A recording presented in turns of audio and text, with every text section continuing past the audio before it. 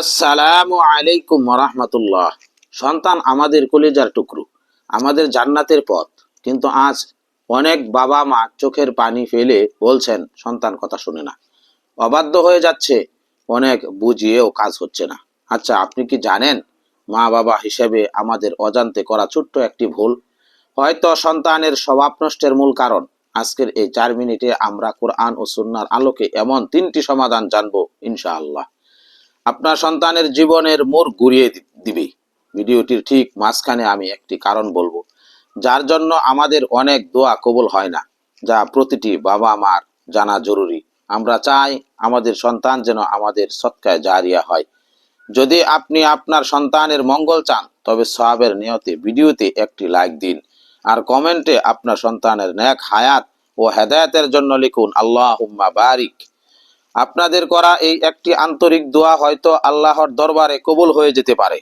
প্রথমে আল্লাহ তাআলার শিখানো সেই সর্বশ্রেষ্ঠ দোয়াটি শিখব, যা পাথরের মতো শক্ত হৃদয়কেও নরম করে দেয়। সূরা আল ফুরকানের ৭৪ নম্বর আয়াত। দোয়াটি হচ্ছে, রব্বানা হাবলানা মিন আজওয়াজিনা ওয়া যুররিয়াতিনা কুররাতা আ'ইনি ওয়াজআলনা লিল মুত্তাকিনা ইমামা। রব্বানা হাবলানা মিন আজওয়াজিনা ওয়া যুররিয়াতিনা কুররাতা আ'ইনি ওয়াজআলনা লিল মুত্তাকিনা ইমামা। রব্বানা হাবলানা মিন আজওয়াজিনা ওয়া যুররিয়াতিনা কুররাতা আ'ইনি ওয়াজআলনা লিল মুত্তাকিনা ইমামা। অর্থ, হে আমাদের পালনকর্তা, আমাদের স্ত্রীদের ও সন্তানদেরকে আমাদের জন্য নয়ন প্রতিকরণ এবং আমাদের মুত্তাকিদের ইমাম বা নেতা বানিয়ে দিন। প্রতিটি ফরজ নামাজের পর এবং বিশেষ করে তাহাজ্জুদের সময় এই দোয়াটি পাঠ করুন। এটি আপনার সন্তানকে বাধ্যই করবে না, বরং তাকে দ্বীনের পথে অবিচল রাখবে ইনশাআল্লাহ। এবার সেই জরুরি কথাটি আমরা অনেকেই আমল করি, কিন্তু ফলাফল পাই না কেন? মনে রাখবেন, সন্তানকে যা খাওয়াচ্ছেন তা যেন শতভাগ হালাল উপার্জনে হয়। হারাম খাবারের প্রভাব সরাসরি মানুষের চরিত্র রুহানিয়াতের উপর পড়ে।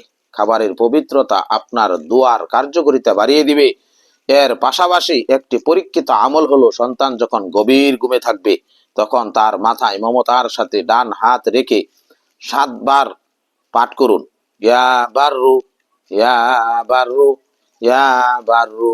এর অর্থ হলো, হে পরম দয়ালু ও কল্যাণময়। এটি সন্তানের অবাধ্যতা দূর করতে অত্যন্ত বরকতময়।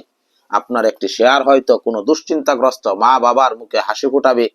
তাই সওয়াবের নিয়তে ভিডিওটি শেয়ার করুন এবং আমাদের চ্যানেলটি সাবস্ক্রাইব করে সাথেই থাকুন। আল্লাহ তাআলা আমাদের সন্তানদের জান্নাতের মেহমান হিসেবে কবুল করুন, আমিন।